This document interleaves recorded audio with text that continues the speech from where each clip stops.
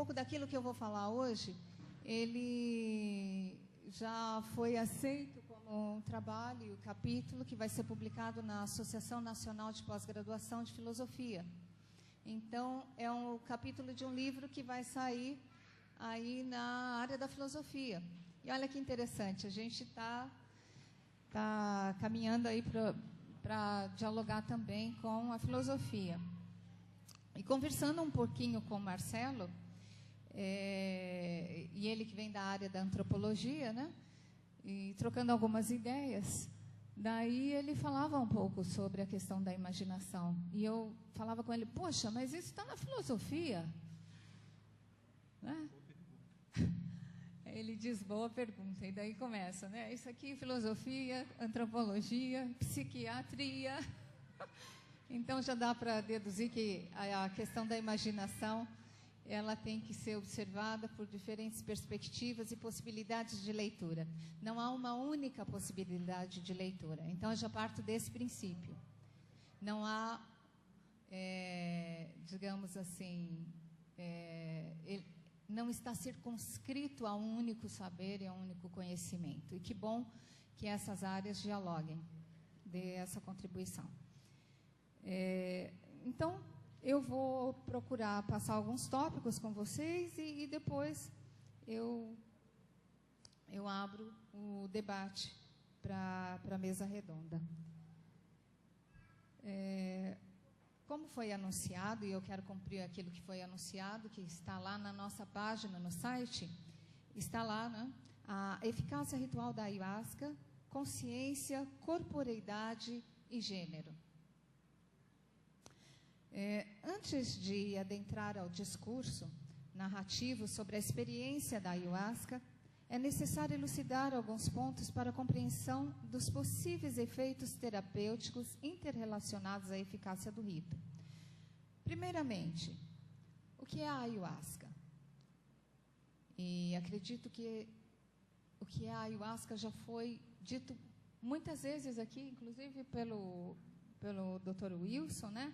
Ayahuasca, porção composta, a mescla do cipó, com as folhas de um arbusto, e também conhecida como asca, daime, iagé, entre outros. E desse modo, marca suas potencialidades terapêuticas. Esse texto foi retirado de um livro da Bia Labate, e também José Bolso, eles escrevem sobre a ayahuasca. Há muitas referências bibliográficas para serem pesquisadas. São pessoas aí que têm contribuído com essa área, né? Então, mas depois eu volto a tocar nesse ponto, né? E só que a ayahuasca, eu vou sair um pouquinho aqui do texto. A ayahuasca, ela tem uma origem, digamos assim, né? É meio complicado falar em origem. E ainda é meio complicado falar em origem quando se trata de religião.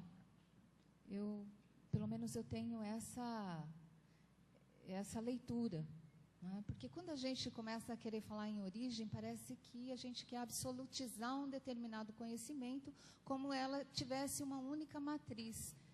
E eu mesma tenho alguns questionamentos em relação a isso, como que o conhecimento ele se constitui, né, ao longo de um percurso, né, e sem circunscrevê-lo a uma origem, a uma matriz, porque quando nós vamos pensar em um determinado conhecimento, ele já sofreu, digamos assim, ou ele já foi, por muitas vezes, tão interpretado que saber a origem dele talvez não seja a pergunta mais fundamental. E sim perguntar de que maneira, então, digamos, determinado assunto ou determinado conhecimento, ele se mostra. Então, eu prefiro perguntar pelo como, de que maneira. do que pela sua origem. Como é que ele se dá e acontece na experiência? É claro que isso também, eu teria que voltar um pouquinho atrás e perguntar também pelas suas tradições. Como é que ele chega até nós nesse momento, né? Mas nós temos, com os indígenas, e eu diria com todo respeito, né, um povo que merece todo o respeito e que fez essa descoberta dessa medicina, e sem aqueles recursos que um médico normalmente precisaria dentro de um laboratório. E ele, com a sua sabedoria da floresta lá, os índios descobriram a composição dessa decocção dessas duas plantas. E, é claro, depois, se vocês quiserem acrescentar algo mais, porque eu me coloco aqui não como a conhecedora e alguém que sabe tudo, mas alguém que também está aqui para aprender. E nós vamos aos livros e sempre nas pesquisas alguém acrescenta algo mais às nossas pesquisas. E isso contribui, né? Mas eu chego lá nos indígenas. É claro que teria um mito que o antecede também, mas são, na minha leitura, são possibilidades de leituras também. E eu continuo a perguntar pelo movimento, pela experiência. E aí, eu começo a perceber dentro desse movimento da ayahuasca, e eu agora falo de um local, digamos assim, de um sujeito e de uma professora Suelma, que tem uma preocupação nesse campo de pesquisa, de tentar possibilitar as investigações e qual a relevância, então, de se falar em narrativas dos ritos da ayahuasca e desses efeitos psicoterápicos e da inter-relação com a religião. Porque o meu objeto de estudo está circunscrito à área da religião. Então, eu tenho que falar desse local. Enquanto cientista da religião, eu falo desse ponto de vista, da religião. E, enquanto cientista da religião, eu falo sobre o fenômeno da religião. Eu não me circunscrevo, nesse momento, às especificidades e, digamos assim, religiosidades. E, nesse caso, eu não faço parte de nenhuma religião, mas nem por isso eu diria que me mantenho à distância desse diálogo da espiritualidade com a ayahuasca.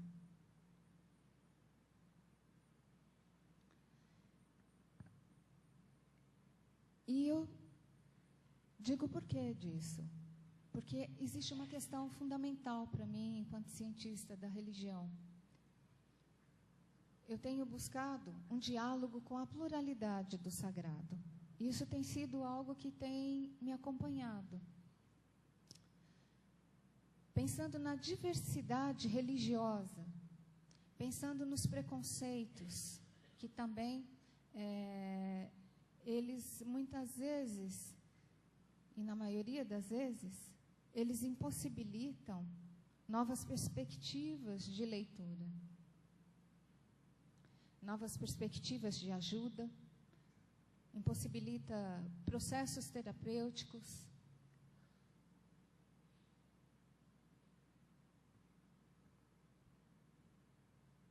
Porque uma questão fundamental para mim é saber dialogar com as diferentes religiões. E interessante, porque quando nós falamos em tradições, nós sempre nos ficamos circunscritos apenas ao nosso meio. E é como se os ritos pudessem ficar formatados e somente de uma determinada forma. E nós sabemos que não é assim que acontece com os ritos. Eles, em diferentes contextos, em diferentes religiosidades, os ritos, eles são diferentes. Mas nem por isso eles perdem a sua eficácia.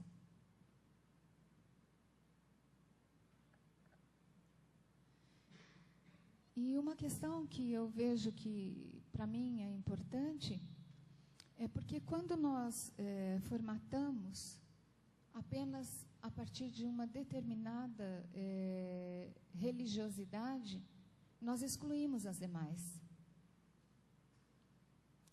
E, de alguma maneira, nós impossibilitamos essa via de acesso. E me parece que a ayahuasca, como expansão da consciência, ela também seria um agente mediador nesse processo, para que pudéssemos dialogar com as diferentes religiões ou religiosidades.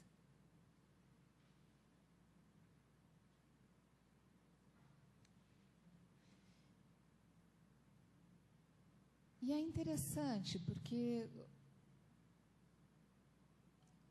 quando há uma participação de um sujeito que está fora daquele contexto e que ele não pertence àquela religiosidade,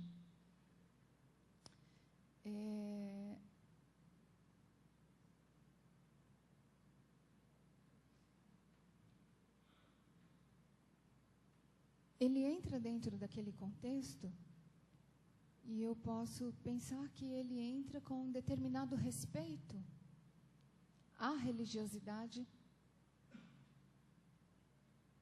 daquele outro e dentro daquele campo. Mesmo que ele não faça parte e que não tenha sido essa a sua tradição.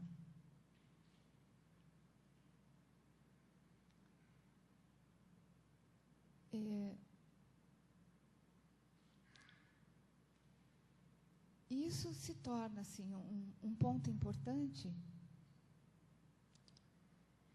porque como lidar com o estranhamento, com a alteridade, com o outro, falando da religião.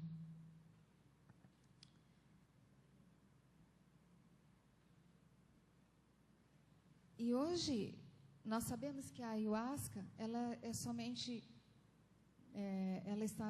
ela é possível a sua utilização somente nos ritos religiosos. E também, pesquisando, ela também deixa algumas brechas, lacunas, e nós já sabemos,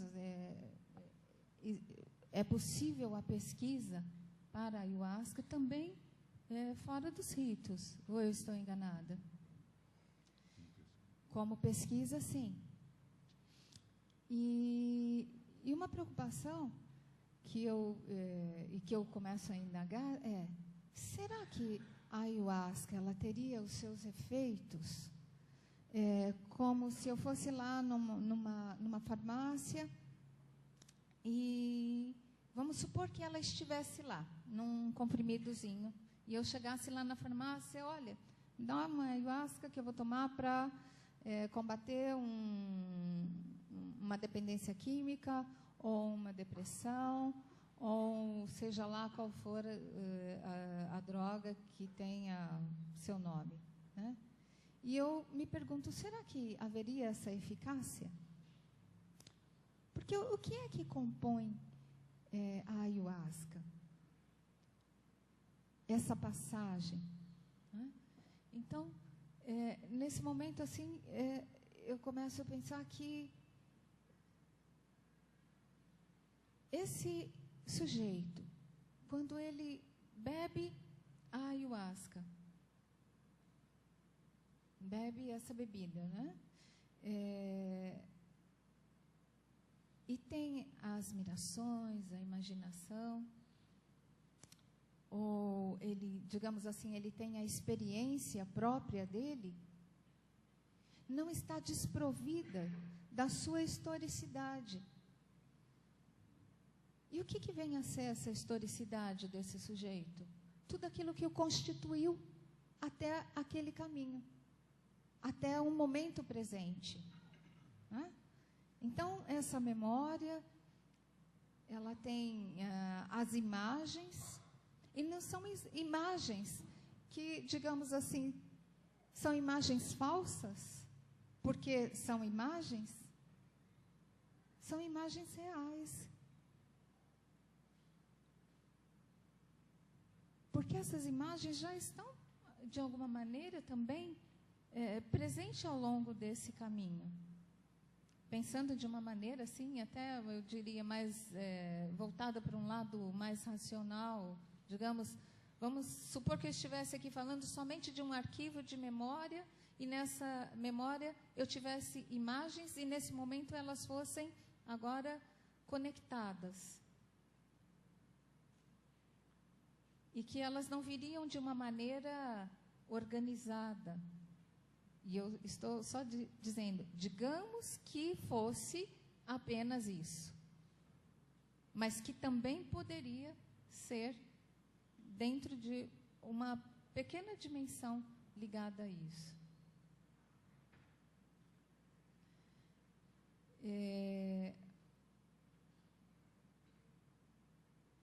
Porque me parece que, através de algumas narrativas,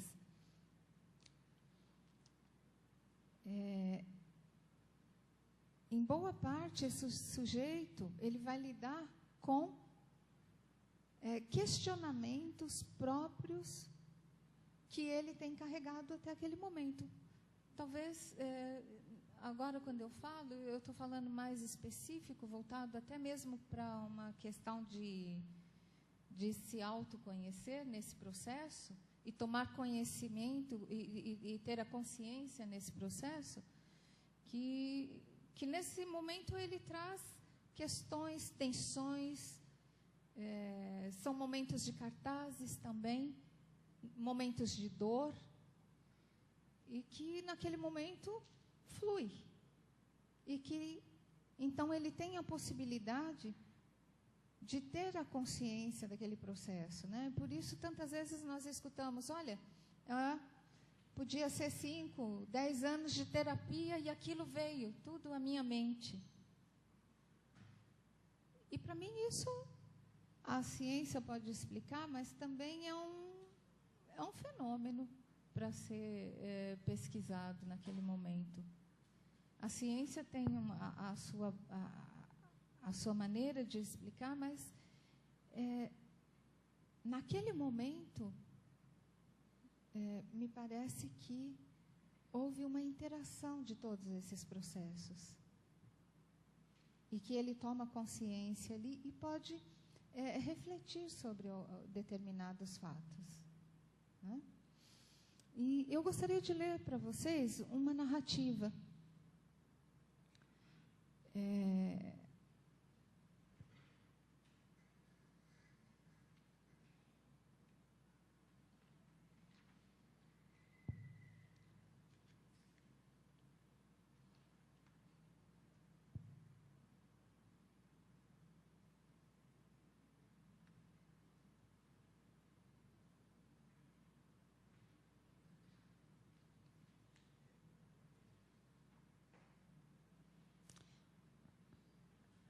narrativa, né? Então, a narrativa do antes, durante e depois da ayahuasca. E, é claro, eu vou pensar aqui na eficácia simbólica do ritual. É pensando nessa eficácia simbólica do ritual que passo agora a descrever o enfoque na narrativa. Esta, a partir da bebida da ayahuasca, propõe uma compreensão acerca de si mesmo e de uma realidade que a faz transcender seu próprio corpo, como se observar. Ela é cercada por símbolos internos e metafóricos. Os ritos que a princípio demonstram uma exterioridade em seus atos, na sua integridade e individuação, levam-no para um reconhecimento mais íntimo e interior de si mesma. Ao mesmo tempo, e num processo simultâneo, o autoconhecimento envolve o outro, uma alteridade e o coletivo. O próprio ato de beber a ayahuasca transforma-se em rito. Ele é o rito que envolve dimensões sociais, coletivas e individuais. Há um processo de consciência que começa a se expandir acerca de si mesma e se ver com novos olhares e novas leituras. Esta narrativa tem o foco voltado para a experiência da morte, do seu próprio corpo, e se anuncia um rito de passagem da morte para um renascimento. A personagem narra que em sua história com a ayahuasca houve várias mortes no que ela chama de conhecimento de si mesma, no processo de expansão da consciência e autoconhecimento, diferente do que muitos pensam acerca da ayahuasca como um psicoativo para obter prazer e euforia, porque ela também é vista em muitos outros lugares dessa forma. Às vezes, quando nós mencionamos a ayahuasca, ela é alguma coisa que vai dar um barato para alguém, né? Não tem a compreensão da dimensão.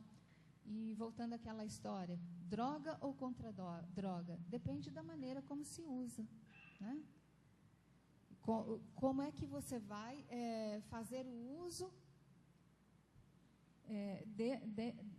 dessa, digamos assim, dessa planta? Porque, por mais que eu quisesse dar o lugar sagrado, nos meios urbanos é sabido que ela também pode ser utilizada de diferentes maneiras. Então, eu não gostaria de, nesse momento, lidar aqui e dizer, não, a ayahuasca é algo mágico e ela só é vista enquanto sagrado. Porque não é assim que ocorre. Mas, voltando à narrativa,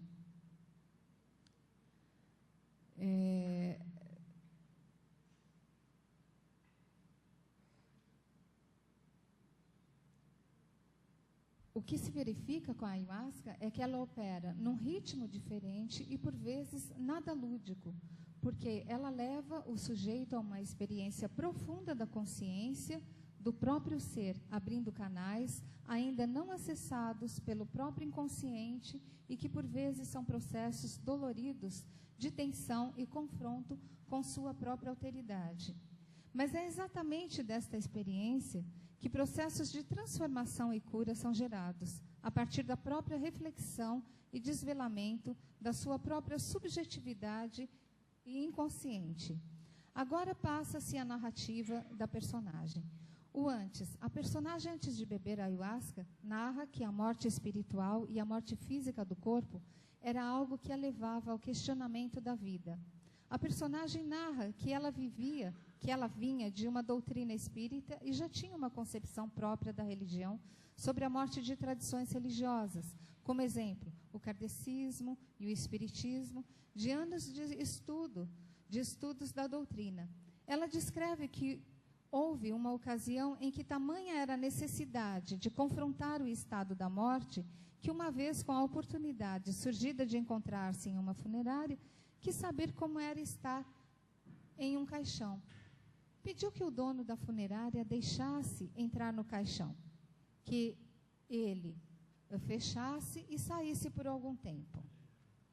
Ela ficou ali para saber como era a experiência de estar com o próprio corpo dentro do caixão, no escuro, sem som e com ar rarefeito. E ela que conta, então, morrer é isto? E percebeu que era seu ego desafiando o estado de morte. E claro, que aquilo não era morte. E certamente as indagações continuaram acerca da morte, do sentir, a morte do próprio corpo em vida. Passando algum tempo, conheceu a religiosidade ligada ao Santo Daime, através de uma amiga, quando esta lhe narra como foi o processo durante a bebida da ayahuasca e o rito de contexto. A personagem, lembro-me como se fosse hoje, das sensações de medo, dúvidas e insegurança que fui acometida ao ir conhecer esse novo universo religioso ao qual estava sendo apresentada. O sentimento maior que me envolvia era o de estar traindo valores espirituais e religiosos que até então tinha sido programada para conhecer. Recordo-me com serenidade de quando a mesma me falou com voz tranquila: vá sem julgamento e entregue-se para o que vier e lembre-se de que você não vai morrer. Sorriu, me abraçou e saiu. Fui a uma cerimônia do Santo Daime, na qual todo o meu corpo era uma tensão só, disfarçada de muita tranquilidade e certa de que estava tudo sob meu controle. Aí, durante o ato, chegada a hora da cerimônia, ou seja, de beber o chá, fui caminhando ao encontro da bebida com as mãos geladas, pés rígidos e olhar atento a tudo. Porém, algo já me chamava a atenção. Eram as pessoas, e eu ficava me perguntando de como aquelas pessoas tinham movimentos corporais tão suaves, ternos e altruístas. E essa percepção me comoveu muito e foi um dos impulsos que me direcionou com mais segurança ao encontro da bebida. O sabor estupidamente horrível do chá fez-me repugnar aquele momento. Então me lembrei do que minha amiga havia falado e resolvi me entregar e exercer o não julgamento das coisas. Até aquele momento, o controle fazia parte de todo o meu ser. Observava todo o movimento ao meu redor, as músicas cantadas, as indumentárias vestidas pelos membros participantes efetivos da instituição religiosa e o principal, que era o relógio, pois este me garantiria, segundo os meus antigos conceitos, acompanhar todo o processo como cientista das religiões. Após 20 minutos da ingestão do chá, surgiram os primeiros sintomas. De início, houve uma resistência da minha parte. O corpo não era mais comandado pela mente, e a mente não comandava mais o corpo. Esse trocadilho de palavras sentido pelo corpo anulava por completo a mente e começaram a minha percepção, a surgir os primeiros esboços da consciência. Os olhos não mais viram o relógio, pois a visão estava completamente desfocada. A respiração passara a ser tão tranquila que por muitas vezes me sentia como se não respirasse. Os sentidos ficaram extremamente aguçados e o meu corpo tornara-se tão leve que parecia não ter corpo. Comecei então a ter uma experiência de morte, de me ver fora do corpo, minha pele, carne soltando do corpo, desintegrando-se em estado de putrefação, e mal conseguia mexer meus olhos, mas o sentia como se estivessem virando para os lados. A morte era como um espaço vazio sem tempo, cor, luz ou escuro, o nada. O mundo ao meu redor parecia uma ilusão, e o nada era o real. A percepção da morte física era muito real no corpo. Ao mesmo tempo, tomava consciência de que apenas era um processo de renascimento. Era poder em vida vivenciar a morte. Naquele momento da morte, você se sente como se ultrapassasse uma fronteira de limitação religiosa, Quando comecei a aceitar a morte, o vazio, o nada, comecei a mover o corpo, a cabeça, e fui recobrando pouco a pouco os sentidos do corpo. Então, comecei a ter uma nova percepção acerca de mim mesma. Todas aquelas sensações involuntárias levaram-me a um processo profundo de entrega, porém com muita consciência de tudo que estava acontecendo comigo. É certo que o medo, até esse momento, fazia parte do meu ser, mas existia um diferencial que até então não conseguira explicar. Porém, definia claramente os sentimentos e as sensações corporais, e isso, de certa forma, me conduzia a um êxtase de reconhecimento próprio. Passei a me perceber, nos sentidos diversos, de que era acometida, como, por exemplo, de uma sensação de leveza e bem-estar que me envolvia por completo. Era como se meu corpo estivesse num processo de nascimento dentro de um ventre materno.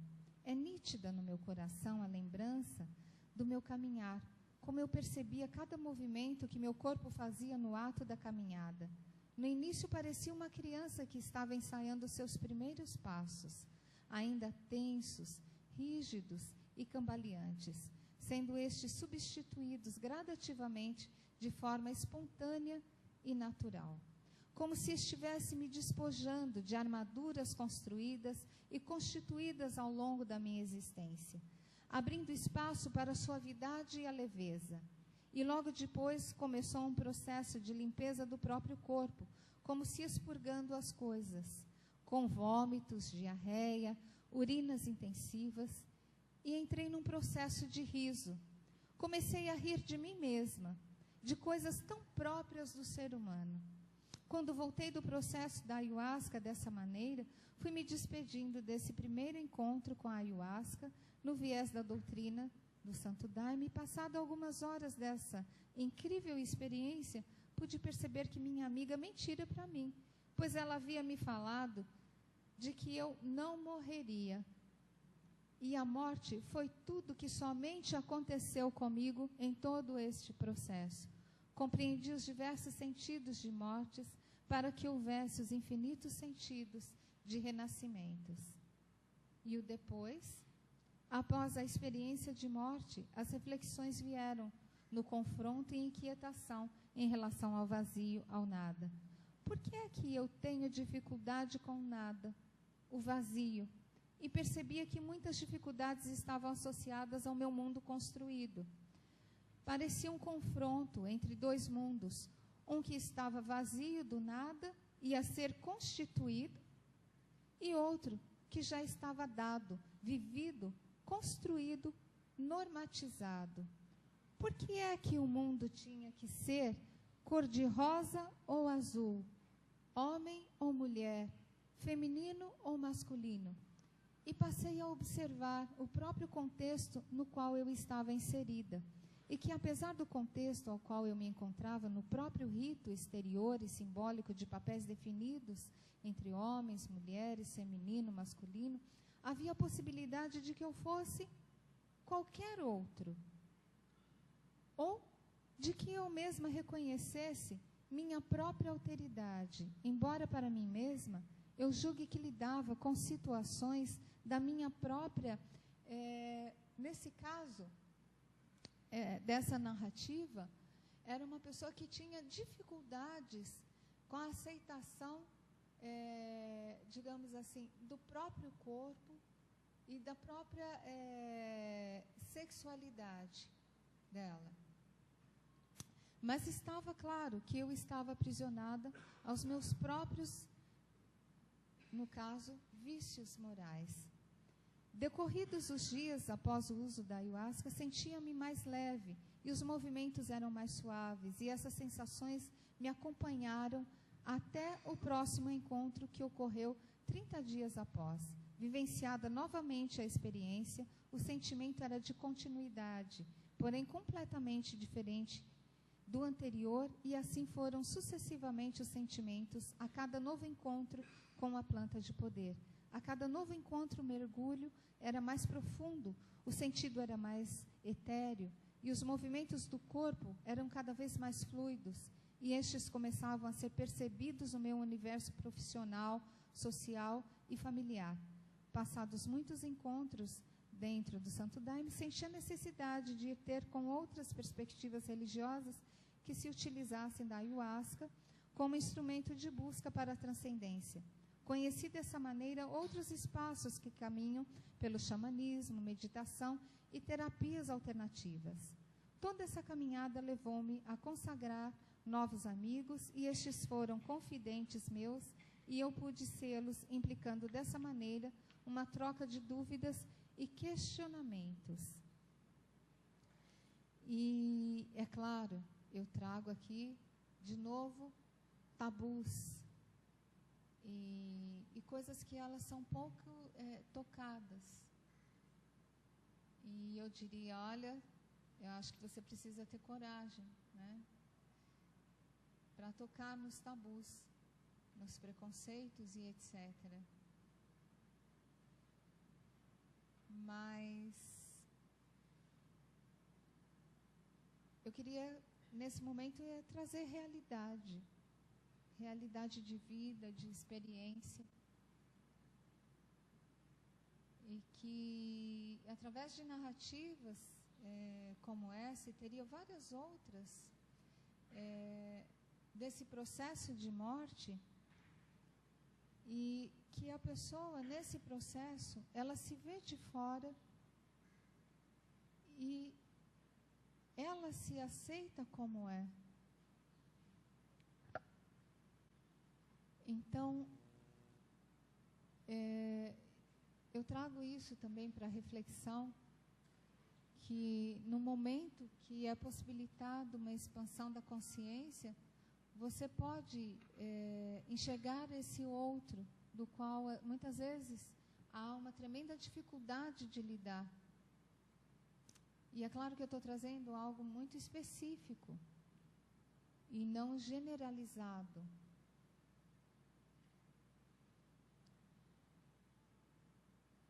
Mas eu acredito que de uma maneira que ela se torna positiva dentro desses processos, para que possa haver uma integração maior do ser humano na sociedade, com o próprio corpo, quebrando normas e alguns paradigmas. E aquilo que nos disseram é que eu sou, e que ele pode ser constituído ao longo de um percurso.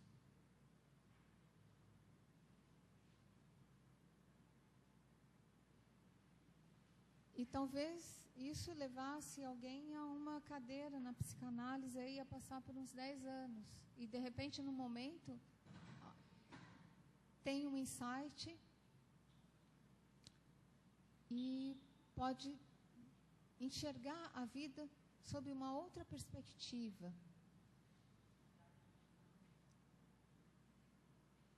E daí eu pergunto, como que é isso dentro da comunidade, do acolhimento? Porque no consultório, isso é, talvez, trabalhado dentro de uma dimensão. E nos espaços religiosos, como que nós teríamos, então, o acolhimento? Ou como que nós lidaríamos de uma maneira, eu diria,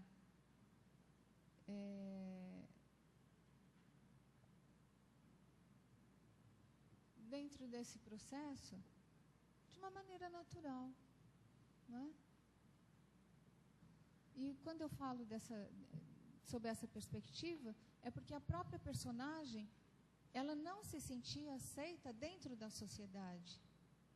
E isso é uma realidade, que nós temos diferentes movimentos para tentar ocupar o seu espaço e dizer, puxa, eu sou um humano, eu sou diferente de você, ou eu sou igual a você.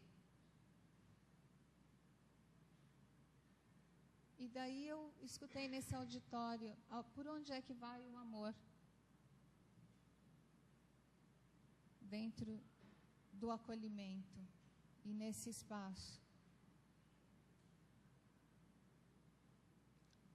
E que, de certa maneira, envolve a espiritualidade, eu acredito nisso. E talvez seja essa a grande diferença de você não ir a uma farmácia e comprar um comprimido e que ele dê conta dessas demandas, mas dentro desse processo do ritual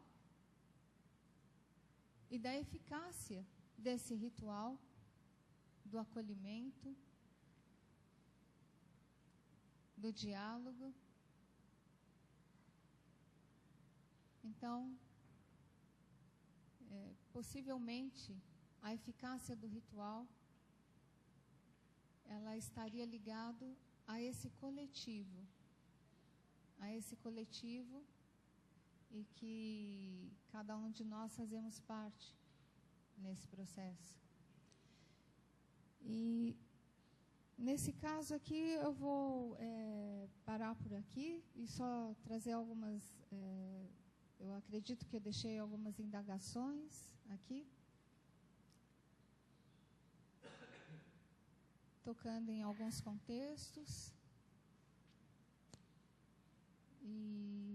e trazer para a mesa agora algumas questões, né, que estariam diretamente ligadas com o processo de drogas ou contra drogas.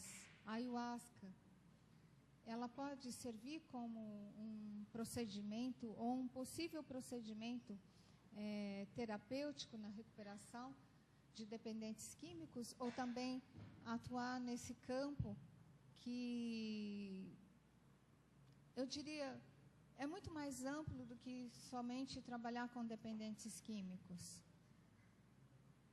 Teria um alcance muito maior.